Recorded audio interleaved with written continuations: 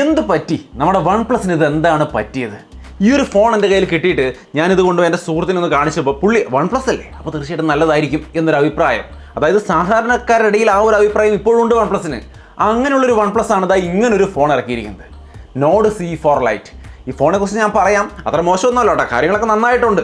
എന്നാലും ഈ ഒരു വീഡിയോ കണ്ടു കഴിയുമ്പോൾ നിങ്ങൾക്കും തോന്നും ഇത് എന്ത് പറ്റി വൺ പ്ലസിനെന്ന്.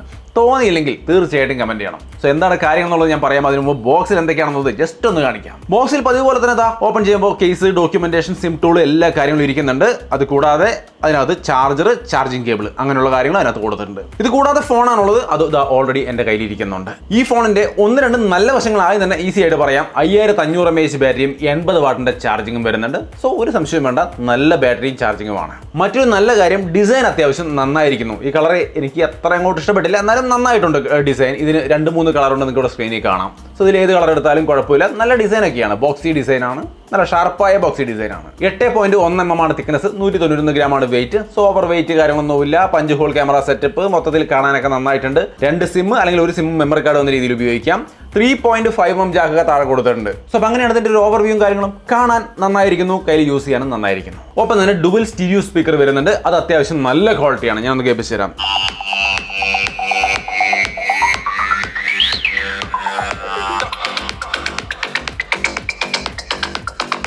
കണ്ടോ, അത്യാവശ്യം നല്ല quality dual stereo speaker. 300% volume എന്നൊക്കെയാണ് അവർ പറയുന്നത്, നന്നായിരിക്കുന്നു. സോ ഇത്രയും കാര്യങ്ങൾ ഈ ഒരു ഫോണിന്റെ നല്ല വശങ്ങളാണ്.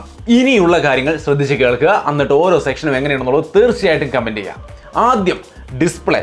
അത്യാവശ്യം നല്ല ഡിസ്പ്ലേ ആണ്. 2100 നിറ്റ്സിന്റെ ബ്രൈറ്റ്നസ് ആണ് പറയുന്നത്. ഞാൻ ഔട്ട്ഡോർ ഒക്കെ ക്യാമറ സാമ്പിൾ എടുക്കാൻ വേണ്ടി കൊണ്ടുപോയിരുന്നു, ഉപയോഗിച്ച് നോക്കി. ബ്രൈറ്റ്നസ്സിലൊന്നും ഇഷ്യൂ ഇല്ല. നല്ല ബ്രൈറ്റസ്റ്റ് ആയ, നല്ല ആസ്പെക്ട് റേഷ്യോ, നല്ല സ്ക്രീൻ ടു ബോഡി റേഷ്യോ ഒക്കെ അത്യാവശ്യം നന്നായിട്ട് കൊടുത്തിരിക്കുന്നു. ബെസൽസ് ഒക്കെ വളരെ കുറവാണ്. വിഷ്വൽ ക്വാളിറ്റി ഒക്കെ നിങ്ങൾക്ക് ഇവിടെ കാണാം, എല്ലാം നന്നായിരിക്കുന്നു. 120 ഹെർട്സിന്റെ ആമോലെഡ് ഡിസ്പ്ലേ തന്നെയാണ് കൊടുത്തിരിക്കുന്നത്, നല്ല ക്വാളിറ്റിയാണ്. പിന്നെ ഇവിടെ എന്താണ് പ്രശ്നം എന്ന് ചോദിച്ചു കഴിഞ്ഞാൽ, ഈ ഒരു പ്രൈസിലൊക്കെ ഫോണിൽ നമുക്ക് HDR, ഡോൾബി വിഷൻ വരെ കിട്ടുന്ന സംവിധാനങ്ങളുണ്ട് ഡിസ്പ്ലേകളിൽ. പക്ഷേ ഇവിടെ HDR പോലും സപ്പോർട്ട് ചെയ്യില്ല. ഒരു വീഡിയോ 4K പോലും നിങ്ങൾക്ക് പ്ലേ ചെയ്യാൻ പറ്റില്ല. അപ്പോൾ എന്താ അതിൻ്റെ പ്രശ്നം എന്ന് ചോദിച്ചാൽ, ഫോണിൻ്റെയോ ഡിസ്പ്ലേയുടെ പ്രശ്നമല്ല, പ്രോസസ്സർ ഇത് സപ്പോർട്ട് ചെയ്യുന്നില്ല. അപ്പോൾ പിന്നെ ഫോൺ എന്ത് ചെയ്യാൻ പറ്റും? ഡിസ്പ്ലേ അത് വരില്ലല്ലോ. സോ അപ്പോൾ അതാണ് ഡിസ്പ്ലേ ആയിട്ടൊരു issue. 4K, HDR, Dolby vision ഇങ്ങനെയുള്ള സ്പെഷ്യാലിറ്റികളൊന്നുമില്ല. പക്ഷേ കാണാൻ വേറെ അപാകതകളൊന്നുമില്ല, സാധാരണ രീതിയിൽ നല്ല ഡിസ്പ്ലേ ആണ്. ഇനി ഇതിൻ്റെ ക്യാമറയിലേക്ക് വന്നു കഴിഞ്ഞാൽ 50 മെഗാപിക്സലിൻ്റെ മെയിൻ ക്യാമറ, പിന്നെ ഒരു 2 മെഗാപിക്സലും കൊടുത്തിട്ടുണ്ട്. ഫ്രണ്ടിൽ 16 മെഗാപിക്സലിൻ്റെ സെൽഫി ക്യാമറ. രണ്ടിലും 4K ഒന്നും ഷൂട്ട് ചെയ്യാൻ പറ്റില്ല, ഫുൾ HD. അതും ക്യാമറയുടെ കുഴപ്പമൊന്നും അല്ല കേട്ടോ, നമ്മുടെ പ്രൊസസ്സർ സപ്പോർട്ട് ചെയ്യുന്നില്ല. സാമ്പിൾ ഇവിടെ കാണാം നിങ്ങൾക്ക്. അത്യാവശ്യം നല്ല ഫോട്ടോസൊക്കെ ആണോ? അത്ര മികച്ച ക്വാളിറ്റി ആയിട്ട് എനിക്ക് തോന്നിയില്ല. ഷാർപ്പ്നെസ് ഒക്കെ കുറവുണ്ട് പലയിടത്തും. ഈ കാണുന്ന തരത്തിലുള്ള ഒരു ഇമേജ് ഒക്കെയാണ് കിട്ടുന്നത്. ഡീസൻറ്റ്, അത്ര മോശമൊന്നും ഞാൻ പറയില്ല, അത്യാവശ്യം നന്നായിട്ടുണ്ട്. ഫുൾ HD വീഡിയോ റെക്കോർഡ് ചെയ്യുമ്പോഴുള്ള ക്വാളിറ്റി നിങ്ങൾക്ക് ഇവിടെ കാണാം. അത് വലിയ കുഴപ്പമില്ല എന്ന് പറയാം.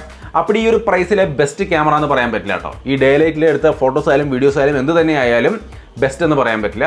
ഒക്കെ ഒരു മീഡിയം ലെവലിൽ വലിയ കുഴപ്പമില്ല എന്ന് പറയാം എന്നുള്ളൊരു അവസ്ഥയെ നമ്മളിതിൽ കാണുന്നുള്ളൂ.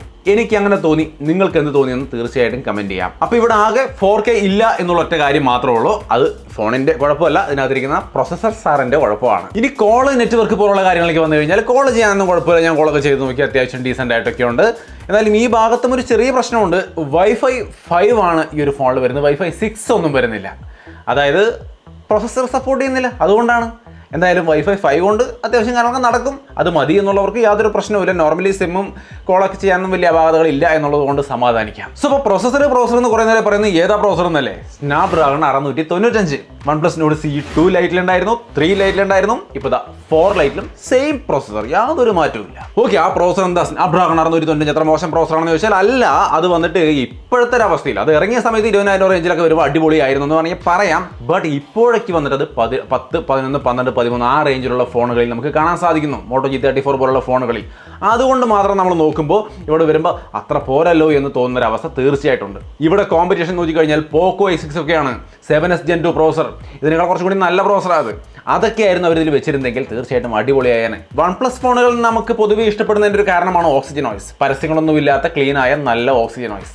ഇവിടെ അതിനും ഒരു തീരുമാനമായിട്ടുണ്ട്.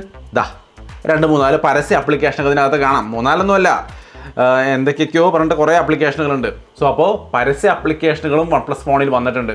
അപ്പം ഇനി എന്ത് ചെയ്യുന്നു ചോദിച്ചാൽ അൺഇൻസ്റ്റാൾ ചെയ്ത് കളയാം. മറ്റിഷ്ടം പോലെ ഫോണുകൾ നമ്മൾ അങ്ങനെ കളയുന്നുണ്ടല്ലോ, അതുപോലെ ഇതിലും അൺഇൻസ്റ്റാൾ ചെയ്ത് കളയാം. അത് അത്ര വലിയ ബുദ്ധിമുട്ടുള്ള കാര്യമൊന്നും അല്ല. എന്നാലും കൃത്യമായിട്ട് പറയുകയാണെങ്കിൽ നിങ്ങൾ സാധാരണ യൂസിനൊന്നും ഒരു പ്രശ്നവുമില്ല. സ്മൂത്ത് പെർഫോമൻസ് നിങ്ങൾക്ക് ഇവിടെ കാണാം. വളരെ നൈസ് ആയിട്ടുള്ള പെർഫോമൻസ് കിട്ടുന്നുണ്ട്, യാതൊരു ഇഷ്യൂ ഇല്ല. ഓക്സിജൻ OS നൈസ് ആയിട്ട് വർക്ക് ചെയ്യുന്നുണ്ട്. ഓക്സിജൻ OS 14 ആണ് വരുന്നത്, ആൻഡ്രോയിഡ് 14 ബേസ്ഡ് ആണ്. പെർഫോമൻസിൽ ഇഷ്യൂസ് ഇല്ല. സോ അപ്പോൾ ഇതിന്റെ design, display, performance, camera, battery എല്ലാ ഘടകങ്ങളും ഞാൻ പറഞ്ഞു. ഇനി ഇതിന്റെ പ്രൈസ് കൃത്യമായിട്ട് എത്രയാണെന്ന് നോക്കിയാൽ 8GB RAM 128GB സ്റ്റോറേജിന് 19,999 ആണ്. 8GB RAM 256GB സ്റ്റോറേജിനാണെങ്കിൽ 22,999 ആണ്. സോ ഈ പ്രൈസിന് ഈ പറഞ്ഞ കാര്യങ്ങൾ വെച്ചുകൊണ്ട് നിങ്ങൾക്ക് എന്താണ് തോന്നിയതെന്നുള്ളത് തീർച്ചയായിട്ടും കമന്റ് ആയിട്ട് ഷെയർ ചെയ്യാം. എൻ്റെ അഭിപ്രായത്തിൽ ഞാൻ ഈ പറഞ്ഞ പ്രശ്നങ്ങളൊക്കെ കണ്ടതുകൊണ്ടാണ് എൻ്റെ OnePlus ഇത് എന്ത് പറ്റി എന്ന് ഞാൻ ചോദിക്കാൻ കാരണം ഇതിന് ഈ ഒരു പ്രോസറൊക്കെ നമുക്ക് ഇതിനേക്കാൾ എത്രയോ കുറഞ്ഞ വിലയ്ക്ക് കിട്ടുന്നു, ഈ പ്രൈസിൽ ഇതിനേക്കാൾ നല്ല പ്രോസർ കിട്ടുന്നു. ആ ഒരു സാഹചര്യം നിലനിൽക്കുകയാണ്, അതുകൊണ്ട് മാത്രമാണ് അങ്ങനെ പറഞ്ഞത്. ഈ പറഞ്ഞതിൻ്റെ അർത്ഥം ഇത് മോശമാണെന്നല്ല. ഈ പറഞ്ഞ രീതിയിൽ സാധാരണ യൂസിനൊക്കെ ഒരു പ്രശ്നവും ഇല്ലാണ്ട് വർക്ക് ചെയ്യുന്നുണ്ട്. കേട്ട കാര്യങ്ങളിൽ നിന്ന് നിങ്ങൾക്ക് ഇഷ്ടപ്പെട്ടുവെങ്കിൽ നിങ്ങൾക്ക് തീർച്ചയായിട്ടും എടുക്കാം. എന്നാൽ ഈ കാര്യങ്ങൾ ഇഷ്ടപ്പെടാത്ത ആൾക്കാരുണ്ടെങ്കിൽ അവരുടെ അറിവിലേക്ക് വേണ്ടിയാണ് നമ്മൾ ഈ ഇൻഫർമേഷൻ ഷെയർ ചെയ്യുന്നത്. ഇതിൻ്റെ നല്ല വശങ്ങളും പോരായ്മകളും ഷെയർ ചെയ്യുന്നത് ആ ഉദ്ദേശത്തിലാണ്, അല്ലാണ്ട് നിങ്ങൾ ആരും എടുക്കണ്ട എന്ന ഉദ്ദേശത്തിലല്ല. ഇഷ്ടപ്പെട്ടുവെങ്കിൽ തീർച്ചയായിട്ടും എടുക്കുക. നമ്മളെ സംബന്ധിച്ച് ഒരു unboxing and initial impression video നിങ്ങളുമായി ഷെയർ ചെയ്യുന്നത് മാത്രമേ ഉള്ളൂ. വീഡിയോ ഇഷ്ടപ്പെട്ടാൽ ലൈക്ക് ചെയ്യാനും ഷെയർ ചെയ്യാനും മറക്കണ്ട. വീണ്ടും ഒരു വീഡിയോയിൽ കാണാം. ബൈ.